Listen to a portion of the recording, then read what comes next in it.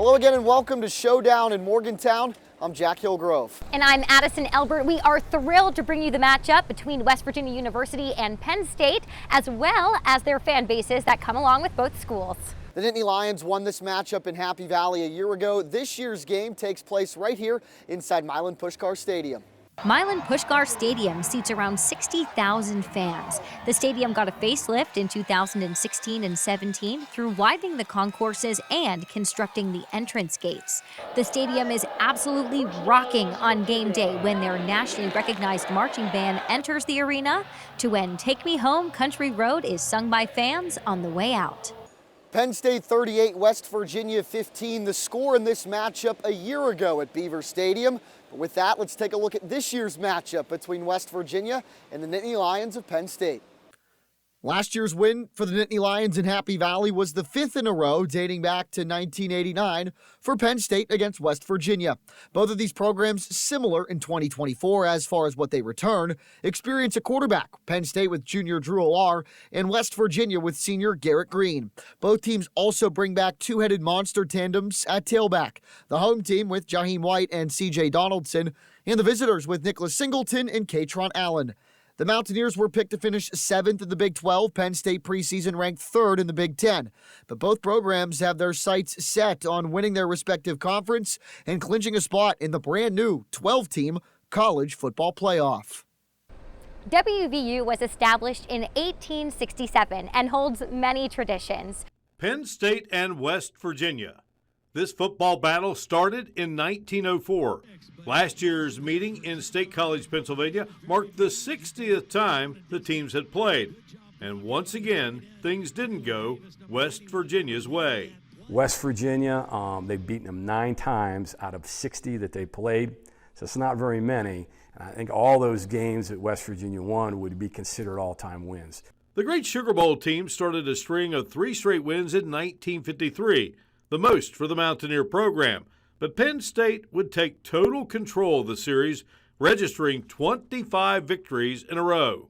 One of the most spectacular plays during that string of losses was Tom Pridemore of Ansted, West Virginia, returning this interception 100 yards for a touchdown during the 1977 game.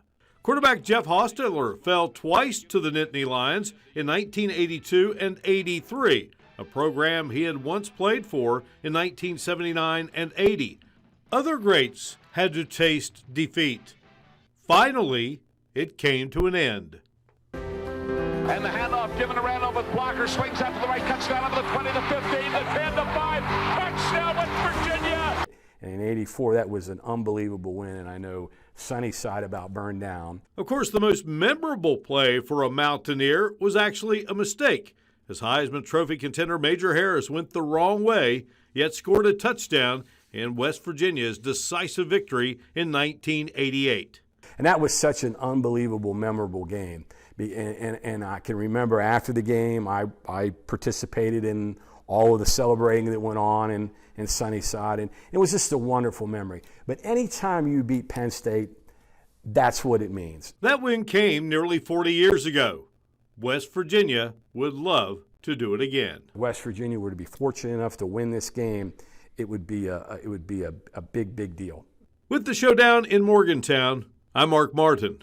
Coming up, we'll take a look at the alumni network that comes with playing those Nittany Lions. And we will hear more about the man who leads that rowdy student section here in Morgantown. That's all coming up on the Showdown in Morgantown.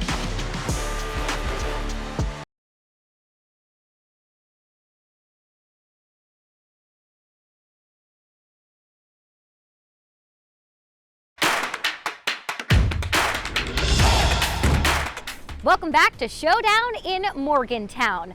Both Penn State and West Virginia come with competitive football programs, and this game is no guarantee for either side. So let's go to Jack Hillgrove to find out more about what the Mountaineers are bringing to the table. The Mountaineers offense in 2023 averaged 434 yards per game, which ranked 7th in the Big 12, and 31.5 points per game, which was 5th in the conference a year ago. Neil Brown's offensive unit in 2024 looks for several steps forward, with senior quarterback Garrett Green returning, who threw for 2,400 yards and 16 touchdowns last season. I'm the guy that, you know, we need at quarterback. So I don't really care about opinions other than the people in this building. Both of the Mountaineers' top ball carriers are back in sophomore Jaheim White and junior C.J. Donaldson. The two combined for over 1,600 rushing yards and 15 touchdowns on the ground. Green is no slouch in the running game either. He ran for 772 yards and 13 touchdowns last season as well. It all adds up to a potentially lethal rushing attack for the Mountaineers this season. We basically like co-partners in this, running back room. And the relationship with each other is just so special. Like, we always laughing, we always playing. Like, you always see us just smiling with each other. Like, that's something that, he definitely brings the energy when I don't have it. And when he don't have it, I bring the energy to him. So we definitely light each other up. At receiver, WVU will likely lean on sophomore Hudson Clement and juniors Preston Fox and Jaden Bray, a transfer from Oklahoma State.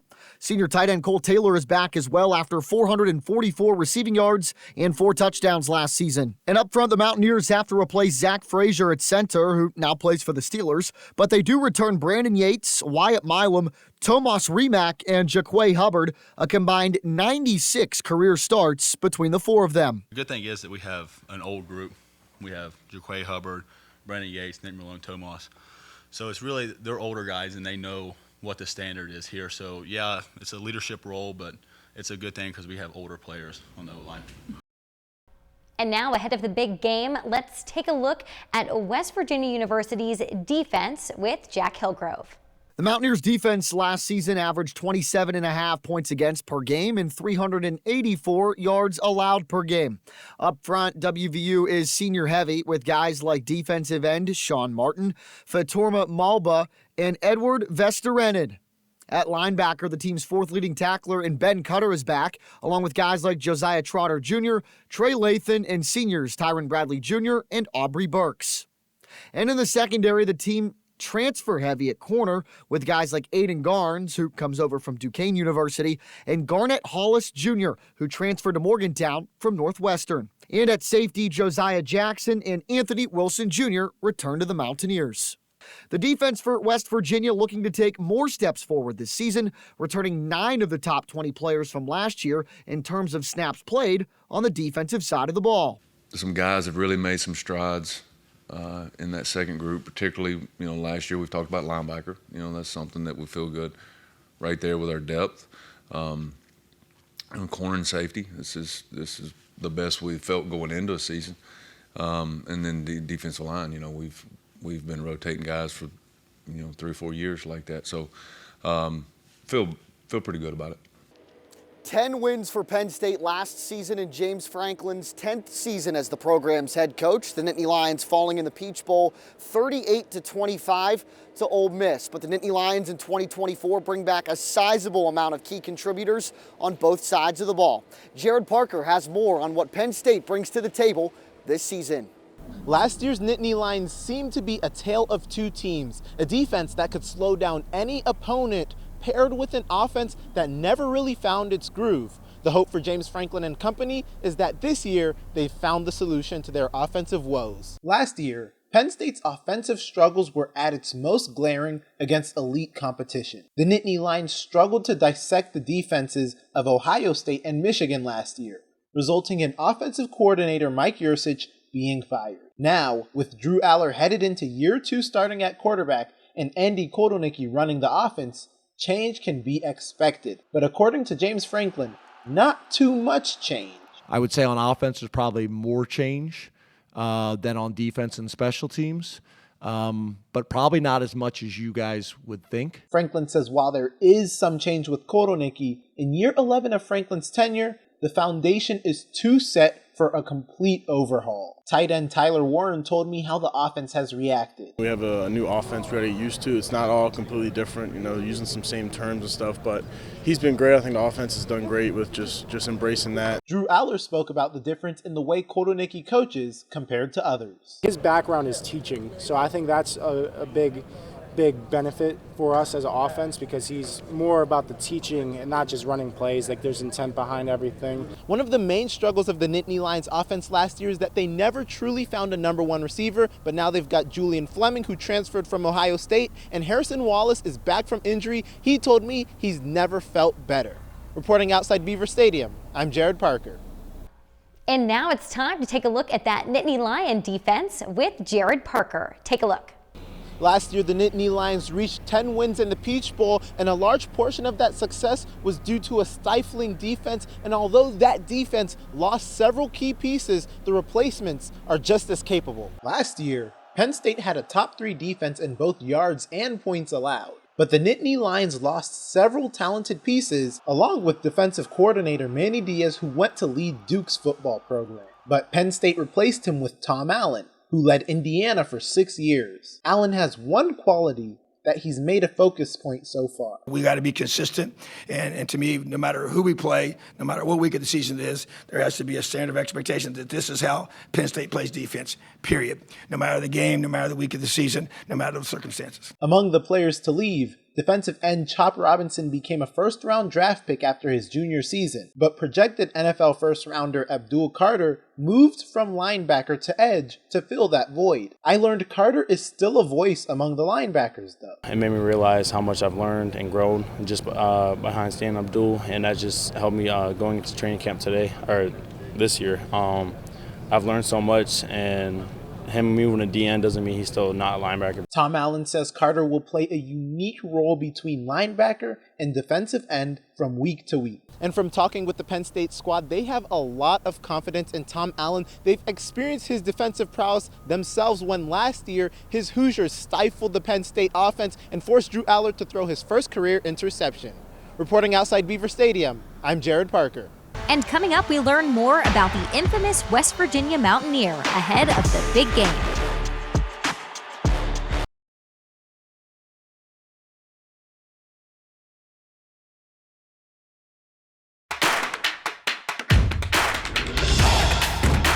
Welcome back to the showdown in Morgantown. While both of these schools in this game have a tremendous amount of tradition on both sides, this rivalry matchup sees its first game in Morgantown this fall since 1992. We hear more from Jessica Riley with the pride of West Virginia. One of the most respected traditions in all of W.Va athletics is the Mountaineer, and this year's Mountaineer is Braden Atkins, a native from Nicholas County. Atkins' love for the Mountaineers started after an interaction with John Kimball, the Mountaineer who served in 2012 and 13. When I came to college, I saw an advertisement where it was like Mary Roush run across the field or something like that. I was like, be the next Mountaineer. I'm like, yeah, I can do that. The Mountaineer can be found at almost any event on and off the field across the state. What we do is we really uphold the traditions of WVU. So we get to start the Let's Go chants. Of course, sing Country Road, shoot the rifle, lead the team out onto the field. So there's a lot that the Mountaineer gets to do and gets to be a part of. Atkins so far has attended over 100 events in his time since April, that number increasing constantly. I've been doing fairs, festivals, parades, Energy Express reading programs, which is conducted through the university and AmeriCorps. Super cool events, and 4-H camps, all kinds of stuff like that. So I've been all over the place. I'm trying to visit every single county. I'm not quite there yet, but I'm hoping I can pull that through. And Atkins says he's excited for that big rivalry home opener against Penn State. I'm very optimistic. Of course, we do have 7 home games. I think we can play that to our advantage, get an extra one at home, and then 2 of our away games are super close. It should be a lot of fun. I'm hoping that Mountaineer Nation shows up, be loud, be proud, and I think we have a chance, and we can really show them who's who. From the West Virginia Football Hall of Traditions, I'm Jessica Riley. Back to you, Addison and Jack. Now, being a Penn State alum myself, I'm here to share that Penn State has one of the largest alumni networks in the world. But not everyone can make it here to Morgantown on game day, so I caught up with the Pittsburgh Brewery to find out what alumni do when the game is away. To Penn Staters, this sounds like home on game day.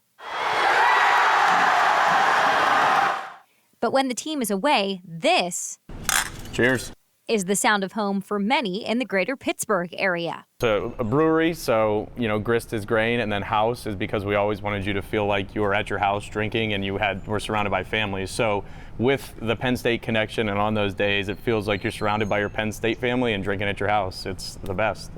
The Grist House sits on a newly renovated gravel lot on Sherman Street in the Pittsburgh neighborhood Millvale. Brother-in-laws and fraternity brothers Brian and Zach opened the brewery as Penn State alum after brewing beer together for many years. We try to bring that Happy Valley spirit here and create that on game days and have a place for anybody who's in town, who went to Penn State or who lives here to come and have a great place to watch the game. And for the WVU game, it will be even bigger, as this year, the Grist House is the official watch bar of the Greater Pittsburgh Alumni Association for Penn State. We are the official watch party in Pittsburgh, and if you've ever been here for a game, you know that the big games are quite full of excitement. It's probably one of the best places I've been, aside being at tailgating or at Beaver Stadium. It's pretty legit. I mean, people get rowdy, the cowbell gets brought out, and the chants start. The brewery has rotating food trucks throughout game day, as well as rotating beer lists, sours, light beer, IPAs, seltzers, and even a few ciders make for options. But one thing is for certain. TV screens will be plenty, and they will all be on the WVU PSU game to start this year's season. I mean, what you can expect on game day here is all Penn State jerseys, all blue and white, everybody kind of getting back to a tailgate-like atmosphere. But even if you choose to wear blue and yellow on game day, they will also treat you with some good old Penn State hospitality. And if you're a WVU fan, you can feel pretty welcome here. I mean, we're not too rowdy towards the other group. So they have a place here as well to kick back, drink some beers, and enjoy a great game. The brewery opens exactly 1 hour before kickoff, and it's family-friendly, so all ages are welcome to come, and even that furry member of your family will have something to drink too. Reporting in Allegheny County, I'm Addison Elbert. We are Penn State! And coming up, what would a game be without its fans? A look at the West Virginia Maniacs is next. And not to be outdone by those country roads, we also have a look at those who bleed blue and white. That's coming up.